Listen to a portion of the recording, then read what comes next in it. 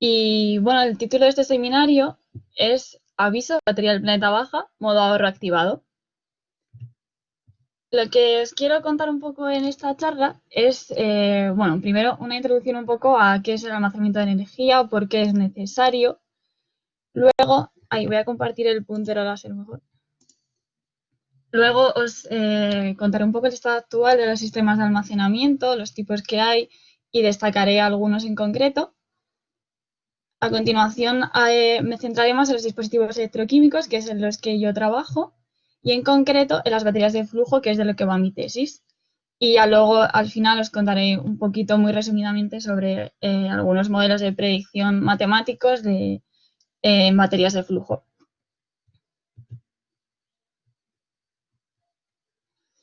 Bueno, como bien sabéis, actualmente uno de los objetivos a nivel mundial que tenemos es descarbonizar el sistema, porque como bien sabéis, la temperatura global está aumentando por culpa de todo este nivel de gases contaminantes que tenemos, provenientes de todas las fuentes de generación que tenemos, del propio transporte. Es decir, que tenemos un modelo energético que no es sostenible y que ya de por sí se podría decir que nos hemos cargado el planeta. Entonces, para intentar, sí, a ver si podemos mmm, remediar esto, conseguir cambiar las fuentes de generación a unas renovables, un transporte a uno sostenible también, que las infraestructuras cambien totalmente la forma de sostenerse que tenían hasta ahora, pues necesitamos los sistemas de almacenamiento. Y esto es clave, porque si no, no podemos, no va a ser posible la transición energética.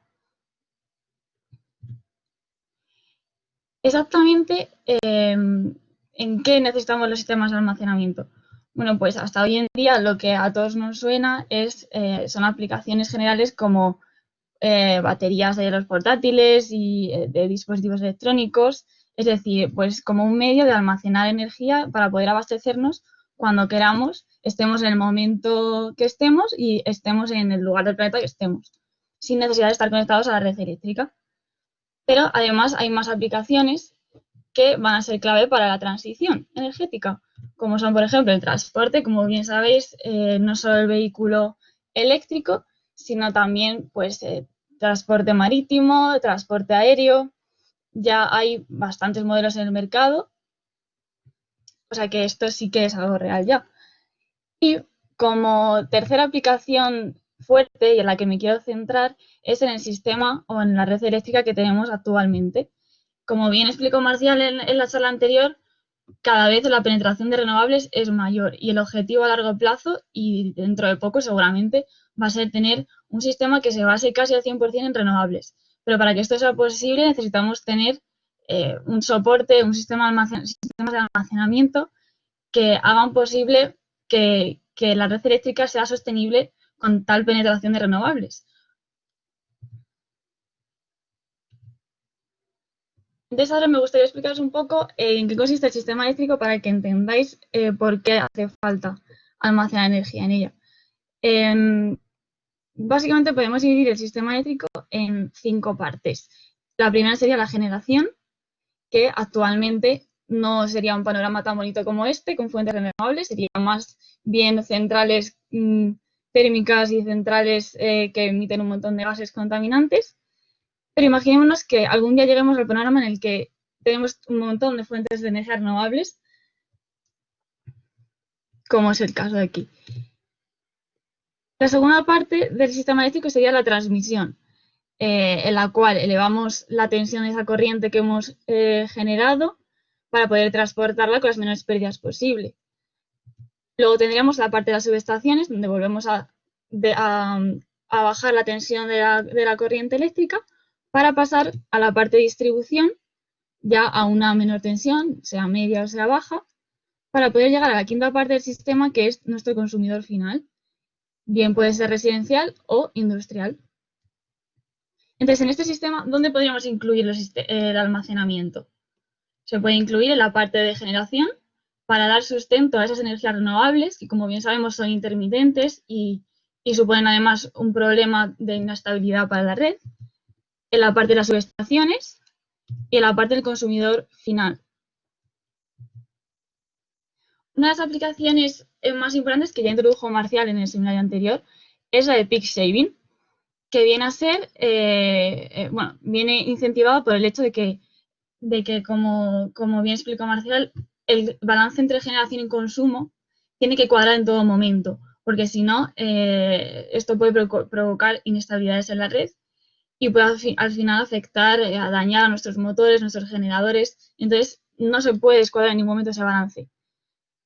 Entonces, ¿cómo ayudaría el sistema de almacenamiento aquí? Pues si, por ejemplo, hay un momento dado en el que tengo más generación que consumo, puedo coger y almacenar esa energía restante en un sistema de almacenamiento. O en caso contrario, si de repente hay más consumo que generación, puedo utilizar esa energía que tengo previamente almacenada para abastecer la demanda que estoy teniendo en ese momento. Hay más aplicaciones, por supuesto, en el sistema eléctrico y probablemente la gente que trabaje en este campo sepa mucho más que yo. Pero una de ellas, por ejemplo, podría ser Energy Arbitrage, que sería un poco como el peak shaving, pero con un objetivo económico. Y lo que vendría a ser es decir, bueno, pues cuando tengo picos de generación, voy a aprovechar y ahora que está la energía barata, voy a aprovechar y voy a almacenarla para que cuando tenga picos de consumo pueda aprovechar para venderla a un precio más barato. O sea, al final tiene un objetivo más dentro del mercado eléctrico. Luego, pues también otros servicios auxiliares como regular la frecuencia y el voltaje, reducir la congestión del sistema de transmisión y evitar fallos inesperados. Pues si alguna vez hay algún generador que se desconecta o que falla, pues poder intervenir ahí. ¿Qué es exactamente almacenar energía eléctrica? Pues almacenar energía eléctrica es simplemente como sabemos que esa energía eléctrica no se puede almacenar, es imposible, pues tenemos que transformarla en otros tipos de energía. Podríamos transformarla bien en electroquímica, en química, en eléctrica, en mecánica o en térmica. En todo proceso de almacenamiento, sea el tipo que sea de energía en la que almacenemos, vamos a tener un proceso de carga, luego un proceso de almacenamiento y un proceso de descarga. En las tres etapas hay que tener en cuenta que puede haber unas pérdidas. Dependiendo del tipo de sistema del que estemos hablando, tendremos más en una o en otra. Por ejemplo, si tenemos pérdidas en el sistema, en la etapa de almacenamiento, esto se debe, ¿no?, un poco a la autodescarga. Todos los sistemas tienen una autodescarga que ocurre cuando la energía está ahí dentro, almacenada durante un porcentaje que perdamos precisamente por ese paso del tiempo. Entonces hay algunos conceptos que me gustaría introducir antes de meterme más en el tema para poder comparar entre ellos. El primero sería la capacidad. La capacidad viene a ser un poco la energía que yo puedo extraer de mi sistema y va a venir dado por la densidad de energía que tenga ese sistema. Es decir, sería un poco el equivalente vatios hora. Luego tenemos la potencia, que sería un poco esa energía que yo soy capaz de extraer en cada momento, por unidad de tiempo. Y ambas en conjunto me va a dar la autonomía de mi sistema, que también es un parámetro muy importante y como sabéis es algo que, por ejemplo, en los coches eléctricos pues viene a ser un problema. Por otro lado tenemos el tiempo de respuesta, que también es muy importante porque si yo, por ejemplo, tengo cualquier perturbación en mi red o estoy usando un sistema de almacenamiento para control de frecuencia, necesito que el tiempo de respuesta sea muy rápido. También la parte de ciclos, al final se traduce en la vida útil, el número de ciclos de carga y descarga que puede hacer el sistema de almacenamiento. Y por último, la eficiencia. Se suele decir, llamar eficiencia round trip, que es como un poco la eficiencia de ida y vuelta, que viene a ser, un poco la eficiencia que yo tendría si le quito esas pérdidas que he tenido en la carga, en el almacenamiento y luego en la descarga. Es decir, si he conseguido recuperar toda la energía que yo metí en un comienzo. Os quiero hablar ahora un poco de los tipos de sistemas de almacenamiento. De manera general,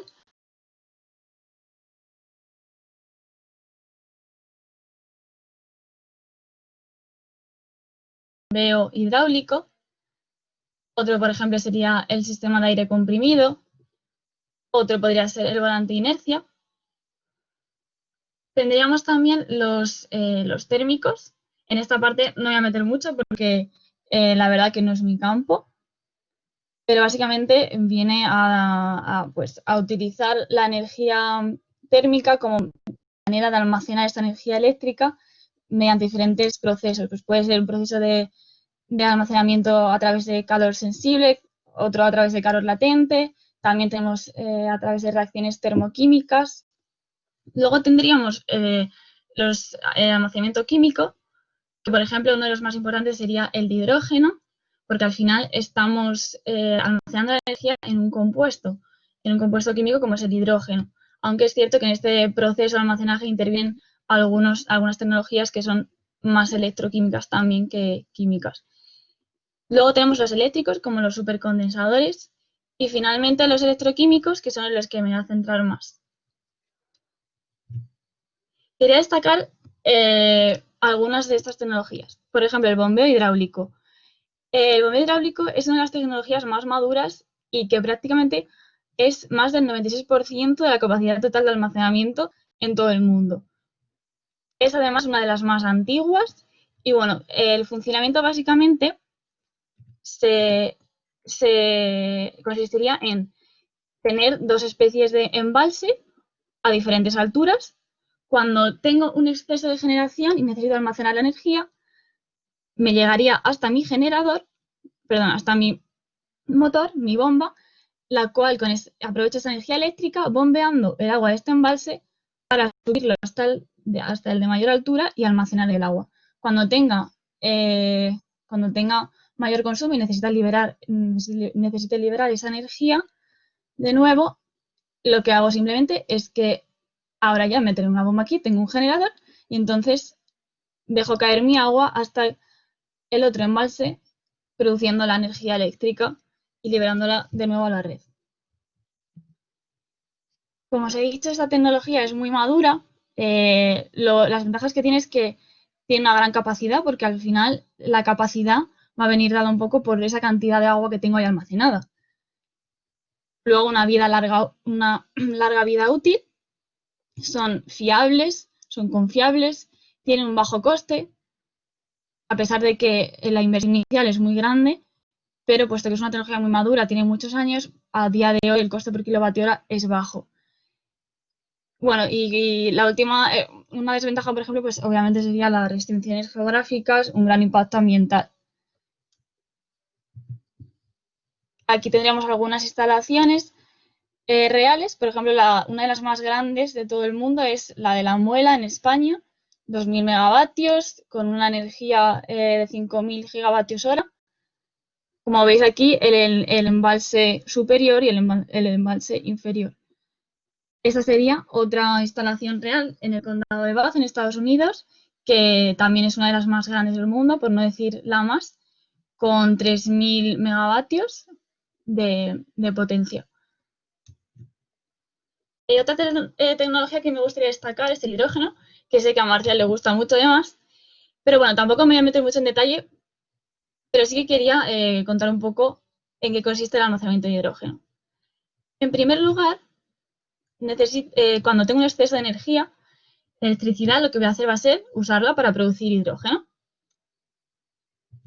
Maneras de producir hidrógeno, realmente usando esa electricidad sería el proceso de electrólisis, que es un proceso electroquímico en el que yo introduzco agua en una celda electrolítica y aplicando esa energía eléctrica logro separar los componentes del agua en hidrógeno y oxígeno. Es cierto que hay otras medios de producir hidrógeno, como la gasificación, el reformado, el cracking termocatalítico y procesos biológicos. Pero si me centro en cómo lo produciría a partir de la energía eléctrica, me centraría en electrólisis. Vale, una vez que está producido ese hidrógeno, tengo que almacenarlo. Y aquí viene uno de los grandes problemas. Almacenar el hidrógeno no es una tarea fácil. Puedo almacenarlo como gas presurizado en depósitos, que sería lo que podríamos utilizar, por ejemplo, en un coche, como hidrógeno también licuado. Y también puedo almacenarlo absorbiéndolo o absorbiéndolo en metales o otros tipos de materiales. Como decía, almacenar el gas, pues bueno, puede parecer fácil, pero realmente el hidrógeno es una molécula muy pequeña, se expande muy rápido y bueno, la gente que entienda más de combustión sabrá un poco a qué me refiero, pero por ejemplo hay gente que hay sí estudiando cómo las llamas de hidrógeno se pueden expandir de rápido y eso en un coche, por ejemplo, es un problema. Entonces es algo que no es fácil. Y la tercera parte, pues una vez que ya digo, pues quiero usar esa energía almacenada de vuelta para descargar mi sistema porque la necesito, entro en los procesos de generación de electricidad a partir del hidrógeno, que pueden ser a partir de la pila de combustible, de una turbina de gas o de un motor de combustión. La más conocida, diría yo, sería la pila de combustible. La pila de combustible es similar a una celda de electrólisis, pero el proceso sería inverso. Yo meto mi hidrógeno y meto mi agente oxidante, como es el oxígeno, y a través de un proceso de oxidación, en unas capas catalíticas que hay dentro, vuelvo a generar el agua. Ventajas de esta tecnología. El hidrógeno, bueno, pues puedo crear, por así decirlo, una especie de economía en base al hidrógeno, ¿no? Porque no solo se puede usar para generar electricidad, sino que tiene muchos más usos. Tiene un bajo impacto ambiental, es cierto que tiene una alta densidad de energía y de potencia, pero por ejemplo este proceso de almacenamiento tiene baja eficiencia y además un alto coste de inversión. Porque si os fijáis, yo no tengo un solo dispositivo en el que puedo eh, producir el hidrógeno, almacenarlo y volverlo a liberar. O sea, quiero decir, no tengo un solo dispositivo, sino que tendría que dividirlo en tres partes realmente para poder usar esta tecnología. Entonces es algo que a mí no me parece muy factible. Es cierto que, por ejemplo, ahora se están buscando, se está investigando mucho y ya se están desarrollando pilas de combustible que son reversibles. Entonces, con esto sí que podríamos tener en un solo dispositivo, en una pila de combustible, ambos procesos, el de carga y el de descarga, almacenamiento y descarga de energía. Quería ahora hablar un poco del panorama actual. Actualmente, aproximadamente hay una potencia total instalada de todos los sistemas de almacenamiento de 160 gigavatios, que para hacer una idea, más o menos, si lo comparamos con solo la potencia eólica instalada que hay, unos 650 gigavatios, es muy poquito realmente. Pero aparte de esa potencia total, hay que tener en cuenta que el 96% o más es de bombeo hidráulico. Y el resto, por ejemplo, un 1% es electroquímico, un 2% térmico y un 1% mecánico. Esto realmente es muy poquito. Aquí os he mostrado un gráfico en el que os voy a ver cómo, si excluimos al bombeo hidráulico, nos quedamos con ese 4% restante, vemos cómo a lo largo de los años, en general, siempre las baterías de litio son las que más importancia han tenido, más desarrollo, más crecimiento. Luego, otro tipo de baterías. Los volantes de inercia en gris, pues antes tenían un poco más de desarrollo, ahora parece que tienen más competencia. Y bueno, las baterías de flujo, que son las que a mí me gustan, pues vemos que han estado un poco ahí estáticas, pero es cierto que ha habido también muchísimo desarrollo y son muy destacables en el mercado. Además, hay que tener en cuenta que, claro, principalmente Corea, China, Estados Unidos y Japón son los que más invierten, por así decirlo, en sistemas de almacenamiento. Y aquí en ese resto del mundo quedamos nosotros en Europa y el resto de países. Vale, y ahora voy a pasar un poco a la segunda parte de mi charla, metiéndome más a fondo con los dispositivos electroquímicos. Voy a ver un poco de agua si no os importa.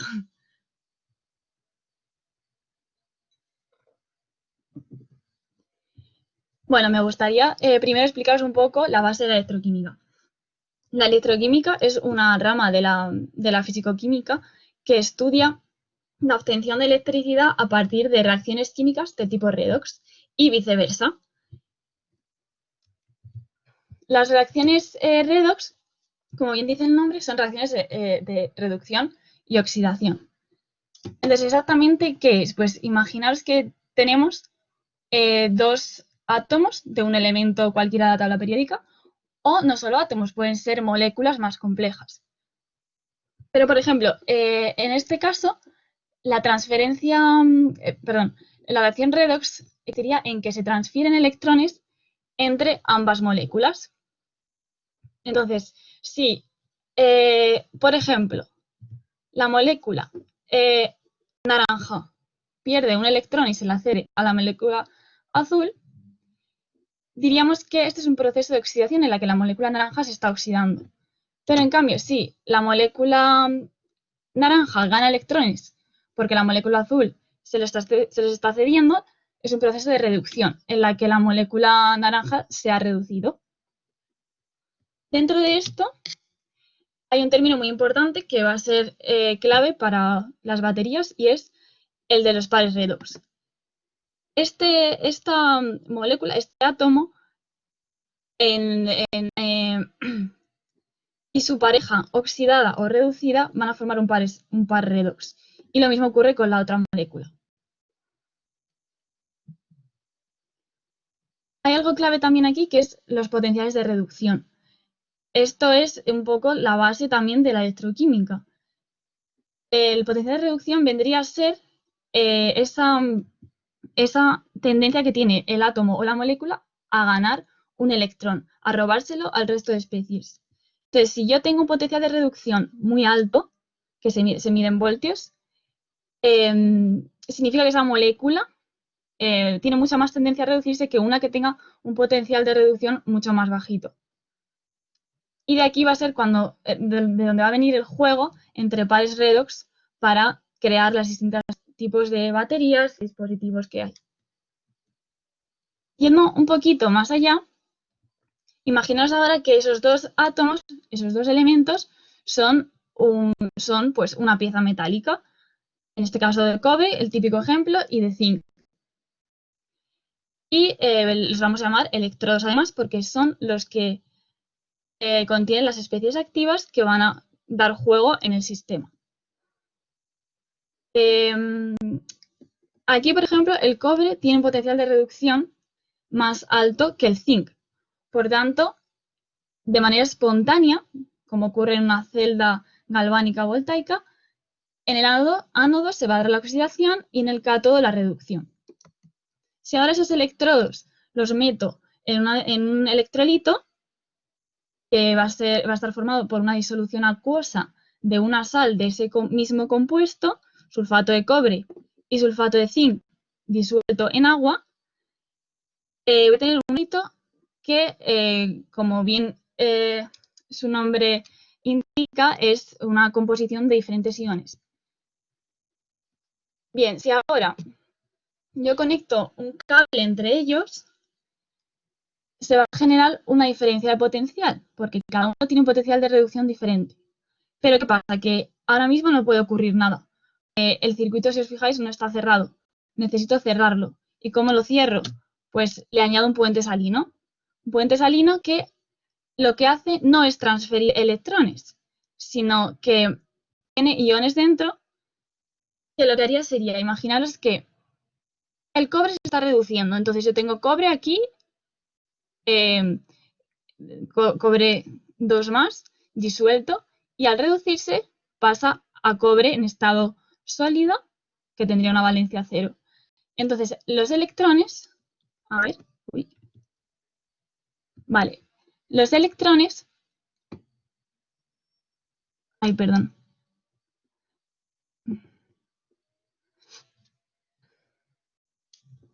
Vale, me voy a centrar mejor en esta parte que es donde tengo el dibujito de los electrones. Vale, imaginaros, el zinc, como he dicho, que tiene el potencial de reducción más bajo, se va a oxidar. Entonces, el zinc sólido que tengo aquí, con un estado de valencia, un estado de oxidación 0, va a pasar a +2. Está liberando 2 electrones, los cuales van a circular por el electrodo y van a venir por el cable. Llegan hasta el otro electrodo y entonces lo que hace es coger los iones disueltos que hay aquí, le regala esos 2 electrones y entonces el tan feliz se vuelve sólido y se adhiere a la superficie del electrodo. Como decía, aquí hay un flujo de electrones, pero ¿qué pasa? Para cerrar el circuito necesito tener este puente salino, el cual, como cuando yo oxido, estoy cargando esto positivamente, le estoy añadiendo iones positivos y aquí se los estoy quitando, se va a crear un desbalance de carga. Entonces este lado se va a quedar más negativo y este más positivo. Necesito balancear esto para cerrar el circuito. Por tanto, este puente salino lo que hace es separa estos dos iones, el negativo se va para acá y el positivo para acá. Entonces rebalancea y cierra el circuito. Es decir, el movimiento aquí de transferencia de carga se produce a través de iones y el movimiento en los electrodos a través de electrones. Si fuese al revés, no es espontáneo el proceso, sería una celda electrolítica. Yo le estoy introduciendo una corriente eléctrica y estoy forzando a que las reacciones ocurran al revés, porque yo le estoy metiendo una diferencia de potencial. Aposta para forzar a intercambiar ese proceso espontáneo a uno no espontáneo. Entonces ocurriría el mismo proceso, pero al revés. Por tanto, ahora el cátodo, que antes era donde se producía la reducción, va a ser ahora donde se produzca la oxidación, y el ánodo va a ser ahora donde se produzca la reducción. Normalmente las baterías, ese tipo de celda, que es este tipo de celda bastante rudimentario y básico, no es lo que se utiliza, sino que se pone un separador o una membrana entre los dos electrolitos, pero que tiene la misma función que el puente salino. Simplemente es un separador semipermeable que solo deja pasar los iones que yo quiero que transporten la carga, que hagan ese balance. Pero lo que son las especies activas, cada par redox no va a atravesar la membrana. Yendo un poco más allá, si yo cojo ahora esa celda galvánica o electrolítica, esa celda, y la hago con un diseño más factible, más viable para poderlo comercializar, por así decirlo, tendría láminas, como veis aquí, apiladas. Igual, la membrana aquí en medio, o el separador en amarillo, como veis aquí, y cada uno de los electrodos a los lados. Esta lámina naranja sería lo que viene a ser un poco el cable, o sea, sería el colector de corriente, que en vez de ser un cable conectado, es pues una placa de cobre o de grafito que recoge todos esos electrones que cada electrodo está transfiriendo. Y obviamente cerraría el circuito por fuera hasta el otro colector que estaría aquí situado. Si yo ahora cada una de estas celdas las apilo, como se ve aquí, una tras otra, creo una batería.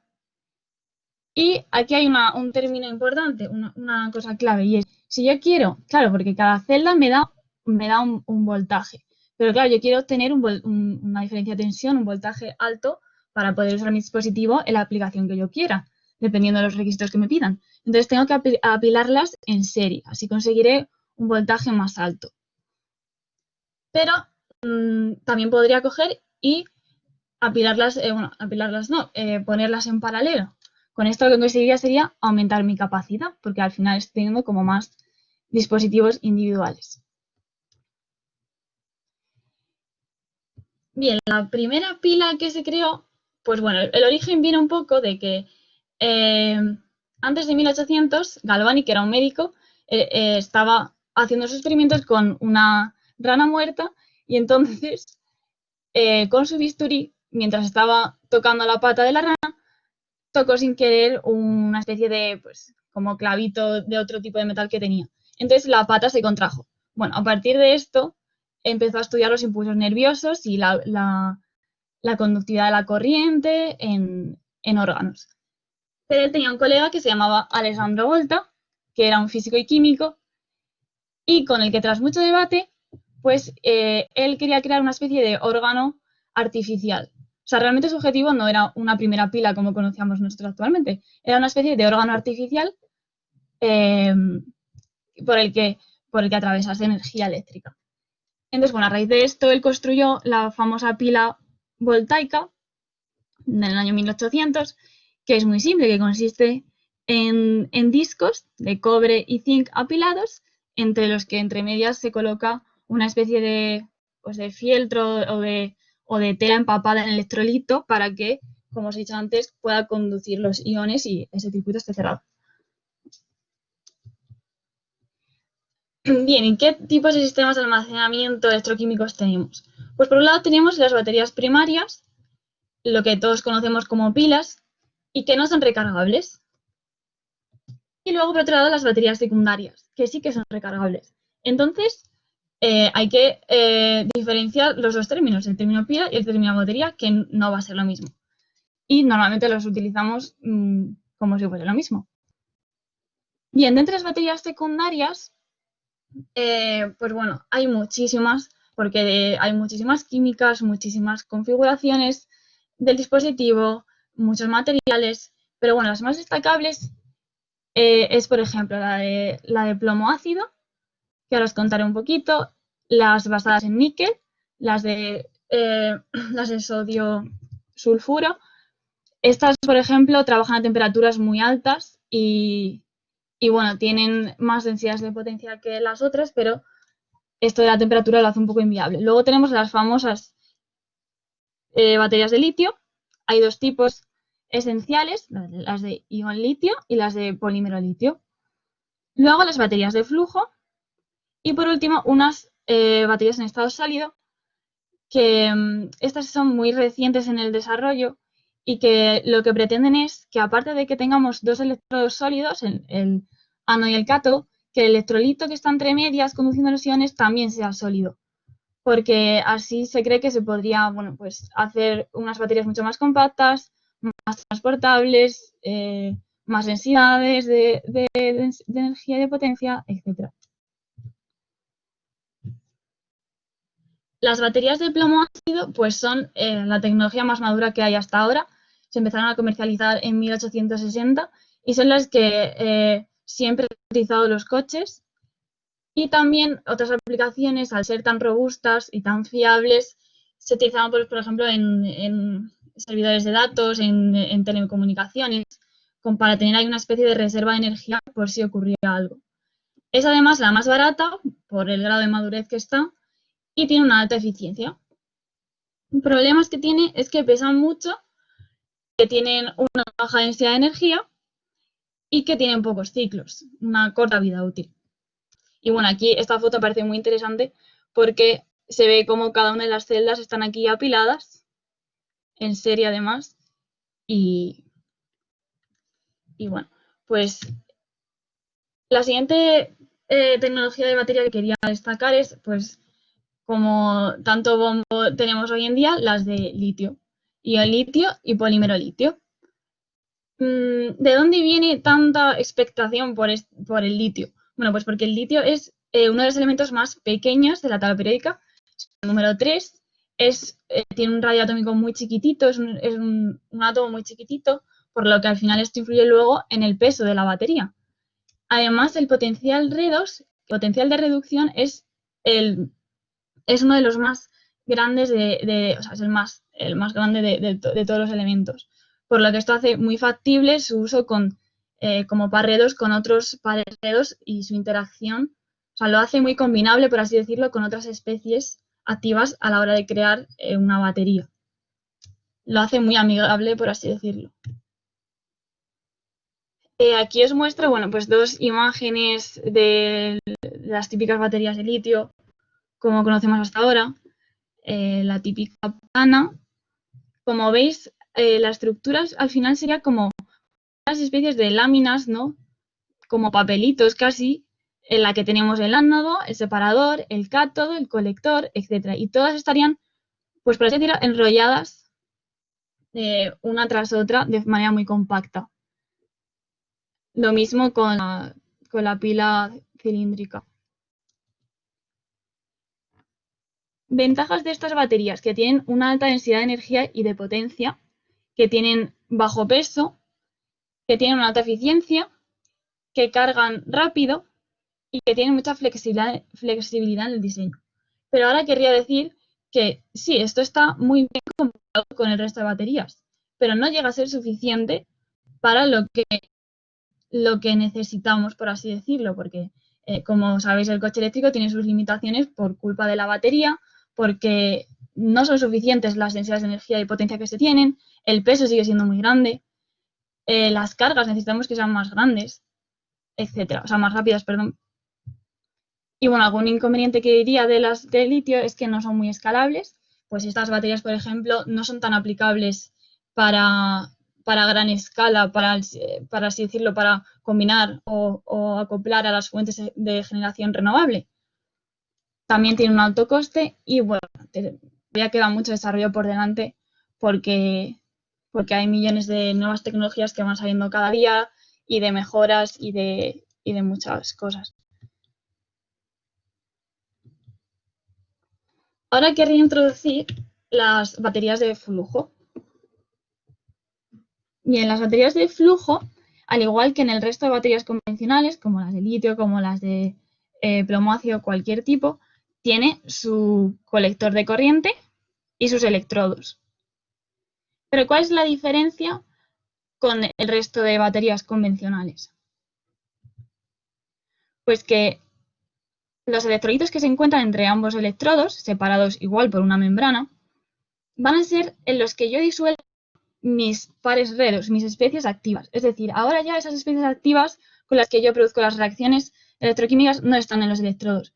Simplemente los electrodos van a ser como un medio de soporte, una estructura que está ahí para que cuando mi especie activa quiera reaccionar, vaya a la superficie, reaccione, coja o libere un electrón y el electrodo lo va a transportar hasta el colector de corriente y lo llevará hasta el otro lado. Además, una diferencia grande también que tienen las baterías de flujo es que ese electrolito yo lo voy haciendo circular desde unos tanques. Es decir, que ya no estoy limitada a solo esa cantidad de especie activa que tengo dentro de la celda, sino que yo puedo acumular esa especie activa dentro del electrolito en unos tanques y puedo introducirle la cantidad que yo quiera constantemente. Dentro de las baterías de flujo, las que os he contado ahora son las convencionales.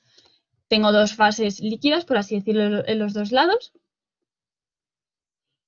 Pero hay varias variantes, hay más variantes. Una de ellas sería las híbridas, que sería, imaginaros que uno de los lados, en vez de la especie activa estar disuelta en el electrolito, la vuelvo a hacer sólida. Y entonces tengo un lado en el que sería, por así decirlo, fase líquida y el otro que sería sólido, un electrodo sólido. Y otra variante que tengo son las de sin membrana, que sería esta misma batería sin membrana. Esta también, pues bueno, está muy reciente, ni siquiera hay prototipos comerciales, está todo en fase de investigación, pero realmente es muy interesante porque una de las partes más caras de la batería de flujo es la membrana. Entonces, si se la conseguimos quitar, el coste se reduciría bastante. El problema aquí viene por la parte de la fluidodinámica.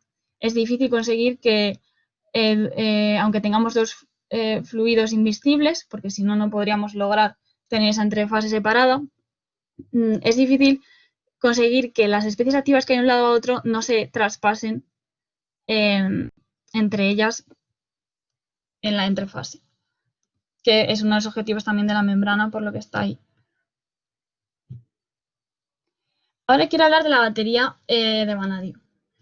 La batería de flujo con la química vanadio es la batería de flujo que más desarrollada está, que ya se comercializa, ya hay empresas que hacen proyectos, o sea, es una tecnología desarrollada. Es cierto que todavía no está en una madurez como puede estar la de plomo ácido, por ejemplo, o muchas otras. ya se comercializa, o sea que ya existe cada vez más proyectos y con mayores potencias instaladas en el mundo. Entonces, el vanadio, pues es un metal de transición que lo más interesante que tiene, y por lo que tiene también tanto bombo, es porque lo podemos encontrar en 4 estados de oxidación diferentes: el 2, el 3, el 4 y el 5. Entonces, por un lado, el 2 y el 3 sería mi primer par redox, a lo que vamos a llamar la parte negativa, ¿no? O sea, el par redox negativo, y el par redox positivo, que sería el 4 y el 5. Además, son súper chulos porque tienen colores diferentes y visualmente son fáciles de detectar.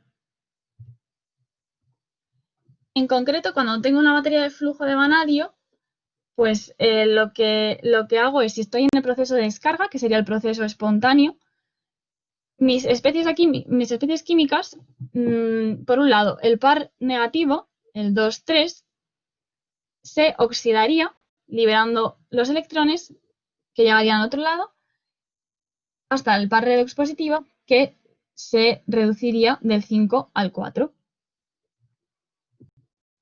Entonces, bueno, como veis aquí, pues tengo mi electrodo negativo y mi electrodo positivo. Estas especies están disueltas en unas disoluciones de ácido sulfúrico.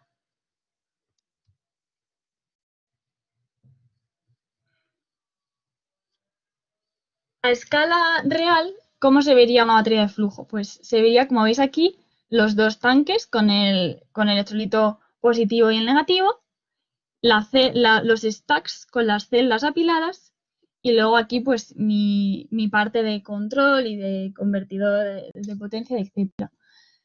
En el stack, como veis aquí, tendríamos las diferentes celdas apiladas, la membrana, los electrodos, los colectores de corriente en los laterales, etc. Ventajas a destacar de las baterías de flujo, que lo más importante y pues lo que las hace tan competentes en el mundo es el desacoplamiento de la potencia y de la energía.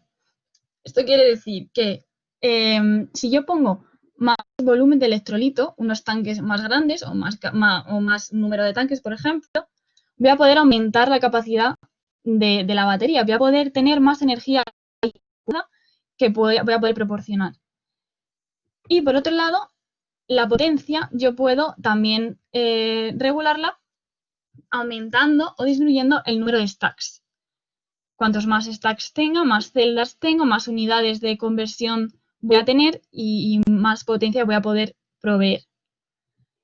Por esto son muy escalables, porque yo, depende de lo que me pida mi cliente, por ejemplo, pues puedo hacerle un diseño a medida con exactamente modulando mi sistema, además de manera fácil, porque yo podría tener ya diseñadas mis unidades y simplemente si me pide más potencia, más capacidad, pues voy configurando en base a añadir o quitar más unidades. Son muy útiles y su mayor uso es para peak shaving, el balance entre demanda y oferta. Es decir, casi muchos proyectos, por así decirlo, se basan en el acoplamiento de energías renovables. Tienen larga vida útil, más de 10.000 ciclos. Eso está muy bien porque, por ejemplo, pues una de litio tiene a lo mejor menos de 5.000, que tampoco está mal, pero claro, esto al final pues te duplica la vida útil. Tienen muy alta eficiencia. Y luego, contras que podríamos decir es que realmente la densidad de energía no es muy alta. La del litio, por ejemplo, las baterías de litio, pues está en torno a 150, 200 vatios hora por kilogramo, ¿no? O por unidad de volumen de ese dispositivo. Y en este, por ejemplo, tenemos entre un 20 y un 30. O sea, es bajito. Esto al final también depende de las especies químicas que tengamos. Pues a lo mejor si en un futuro se descubren especies químicas o se usan pares redox que tengan mayor densidad de energía, unos electrolitos que en vez de vanadio tengan otro compuesto, pues igual se puede aumentar. Y luego hay muchas otras soluciones que se pueden dar y que se están investigando. pero como hemos dicho, el vanadium al final es la más madura y es de la que todo el mundo está tirando. Tiene baja densidad de potencia, pues lo mismo. Y bueno, pues un alto coste, porque de momento los equipos que hay, pues sí, están bien diseñados, pero hay muchas cosas que se pueden optimizar y que todavía está en fase de desarrollo. Bueno, esta imagen sería de la empresa Sumitomo Electric, es una de las más potentes en Japón. Y aquí veis como una instalación de una batería de flujo de vanadio con los tanques y las celdas está acoplada a un campo de generación fotovoltaica. Esta sería otra batería real que a mí me alucina porque realmente esta batería es un edificio y dentro de mi edificio, dependiendo de la planta que yo esté, pues por ejemplo tengo en mi primera planta mis tanques con los electrolitos, en la segunda planta tengo mis stacks con las bombas, el resto del equipo, etc. Esta es una de las más grandes que además justo se acabó el proyecto en 2018 y son 60 megavatios hora, está localizada en Japón. Y bueno, en este caso, por ejemplo, está situada en una subestación, pues para el control de frecuencia y todos estos servicios auxiliares. Es decir, que no solo se tiene por qué acoplar a las fuentes de generación renovable, sino que también, como os he explicado antes, en las subestaciones existen. Vale, y bueno, por último, me gustaría hablar un poco resumidamente de lo que también va mi tesis, de los modelos matemáticos de predicción en baterías de flujo. Bueno,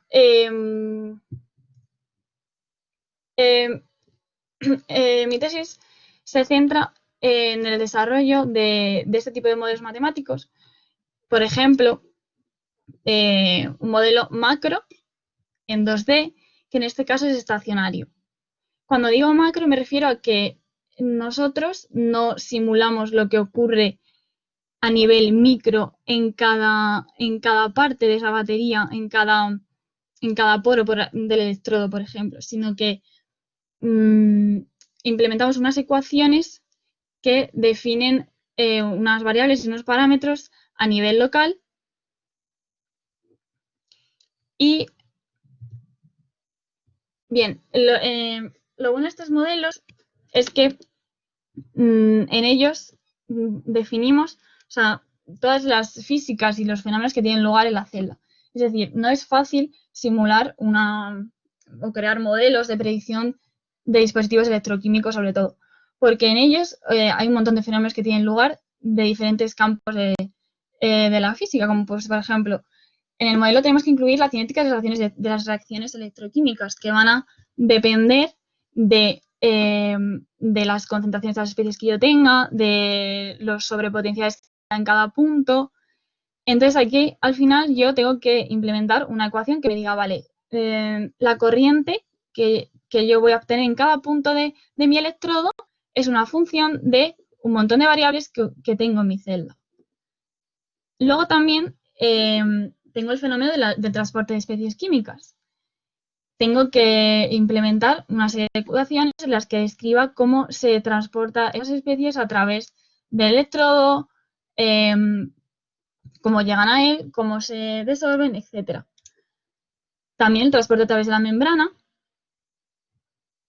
La fluidodinámica, también una parte importante, porque aquí, bueno, se me ha olvidado deciros que, por ejemplo, en este modelo que yo simulo, el electrodo, en vez de ser plano y estar en un lateral, como en el otro caso estaba, ocupa todo el ancho de esa semicelda en cada uno de los lados. Aquí sigo teniendo la membrana, pero ahora el electrodo es un material poroso, que es como si fuese pues una esponja.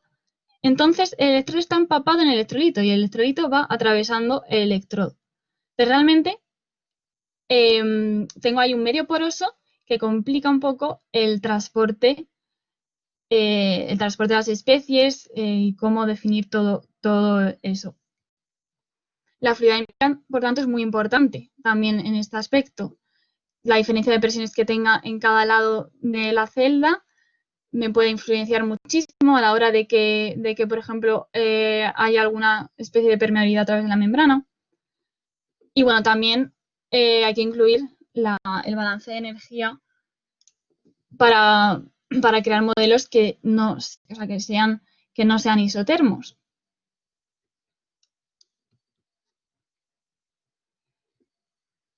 Bien, el objetivo de estos modelos matemáticos, no solo para las baterías de flujo, sino también para el resto, es un poco también estudiar lo que ocurre localmente en la celda,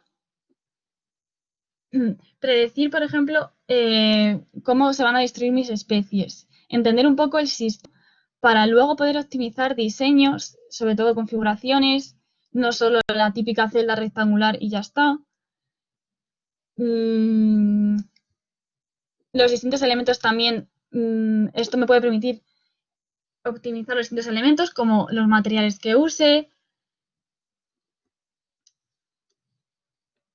Pero aparte de estudiar el comportamiento en sí dentro de la celda, el objetivo también sería llegar a un output final en el que yo consiga sacar unas curvas características de operación. Entonces, esto ya se hace. Con estas curvas al final lo que yo puedo es decir, vale, pues voy a optimizar mi batería. Perdón, un momento.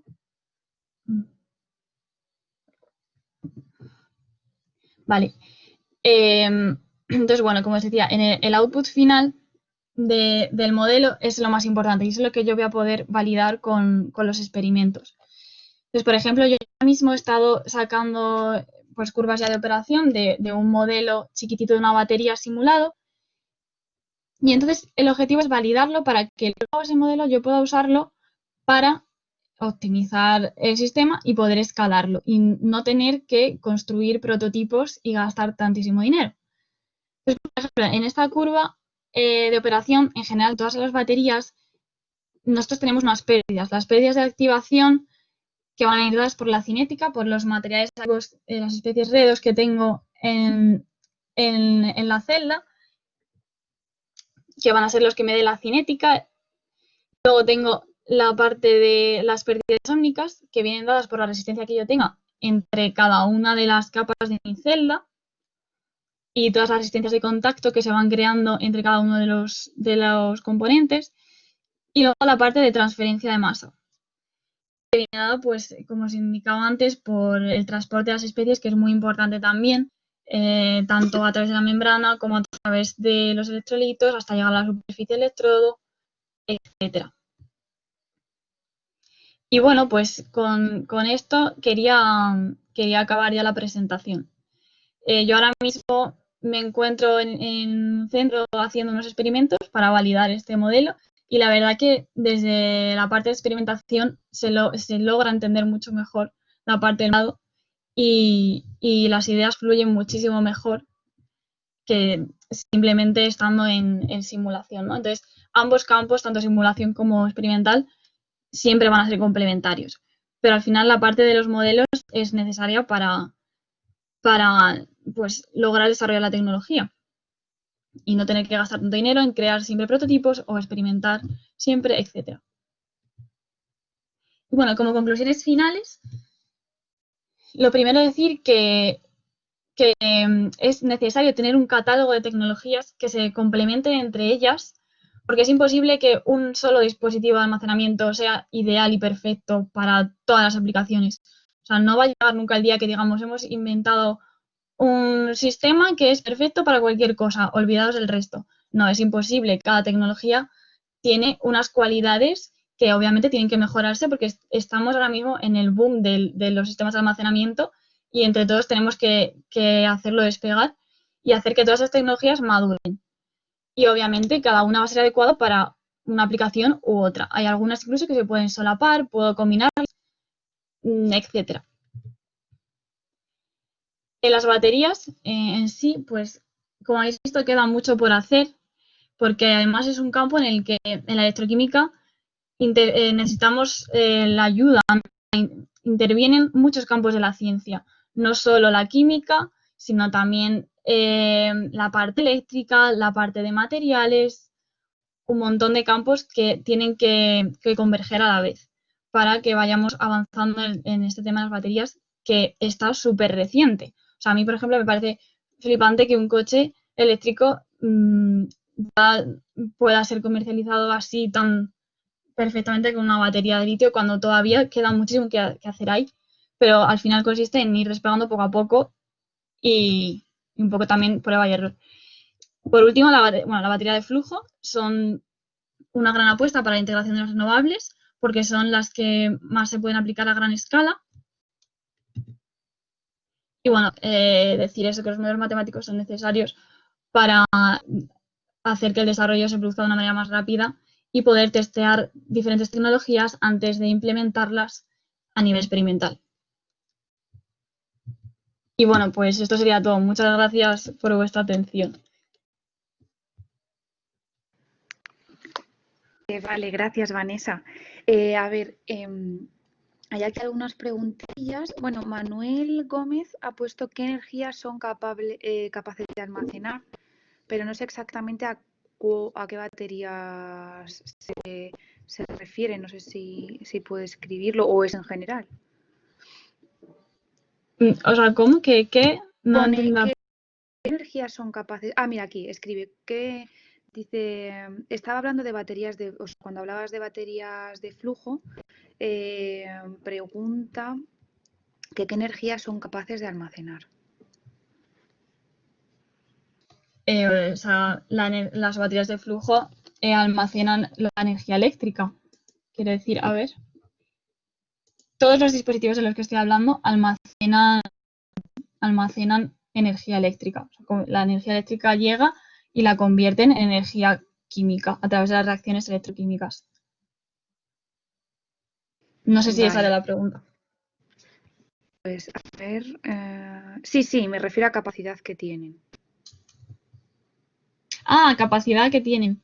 Sí, Sí, o sea, la capacidad que tiene, la densidad de energía que tiene este electrolito es entre unos 20-30 horas por unidad de volumen de ese dispositivo. Realmente es bajito comparado con otras. vale. Luego también Beatriz pregunta, has mostrado modelos en Japón. ¿Cómo ves el panorama en Europa para el desarrollo de esta tecnología? Me refiero a ayudas, interés de los países. Bueno, en Europa no lo veo tan impulsado como en China, por ejemplo, o en Japón, porque es cierto que se está apostando mucho por las renovables, pero todavía hay un gran desconocimiento. Entonces, bueno, por ejemplo, sí que Alemania sí que está apostando fuerte, pero en España, pues bueno, tampoco veo mucho. Sí que es cierto que, por ejemplo, hay empresas que comercializan baterías de flujo, por ejemplo. Yo trabajo con una de ellas además, o sea que sí que es real, sí que existe y sí que se está apostando por ello, pero quizá más lentamente que en Japón y en China porque no tenemos tanta impulsión por parte de los gobiernos ni nada. De acuerdo, muchas gracias. No sé si alguien tiene alguna pregunta más. Yo te quería preguntar, a ver si, bueno, preguntan en cuanto a sistemas de almacenamiento para casas particulares, ¿crees que están lo suficientemente maduras o es mejor esperar unos años? ¿Las baterías en general o algún tipo específico? Se refiere a baterías en general. Pues, hombre, yo creo que ocurre un poco como los coches eléctricos, que sí que hay tecnologías que ya se pueden implementar sin problema. Baterías de flujo se puede a escala más pequeñita, baterías de litio también se están implementando, entonces por poder se puede. Probablemente la tecnología de ahora no sea la que haya dentro de 20 años, pero sí que se puede implementar en una casa perfectamente, para microgrids o para el propio autoconsumo. Vale, eso va un poco unido a la pregunta que te quería hacer yo, que era, bueno, o sea, en el mundo real, si nos podías poner algunos ejemplos en dispositivos, aunque bueno, muchos lo sabemos donde hay baterías, pero algunos en los que tal vez no nos lo imaginemos y sí que hay baterías. Pues en los medios de transporte, bueno, eso todos nos lo imaginábamos. En aviones obviamente todavía no se ve, pero en barcos ya también existe. Este verano, por ejemplo, estuve en Noruega y todos los barcos eran eléctricos y funcionaban a base de baterías. Y más ejemplos que se me ocurren, pues dispositivos electrónicos en cualquier lado. No sabría qué más decirte. Seguramente haya un montón de sitios que no nos damos cuenta de que están ahí. Vale, vale, pues muchas gracias. Pues no sé si alguien tiene alguna pregunta más. Bueno, hay muchas felicitaciones por aquí, ¿no? Por ejemplo, Beatriz dice la presentación muy gráfica, te felicito por el esfuerzo para un grupo muy general y Gracias. bueno, muchas gracias por todo y que a la gente le ha gustado muchísimo. Gracias, muchas gracias. Bueno, pues un saludo. Adiós. Hasta luego.